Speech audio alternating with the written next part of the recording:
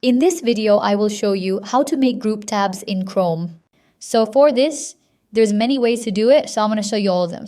So on the left side, you might see this button called Add Tab Groups, these 4 boxes, and that is the tab groups. You can click on that, click on Create a New Tab Group, and it will create a new tab group for you. So you can customize it, the name, the color, and let's say I want this one to be math.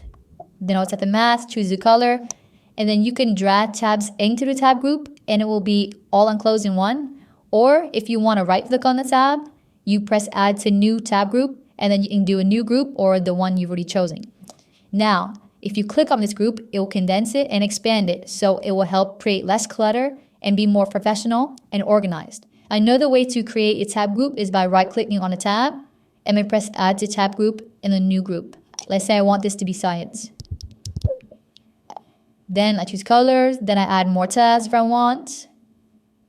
I can drag them inside.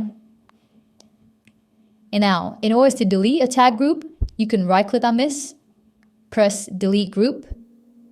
And if you want to ungroup these tabs, you can just drag them out. Or if you right click on this, you can press ungroup and it will ungroup all of them.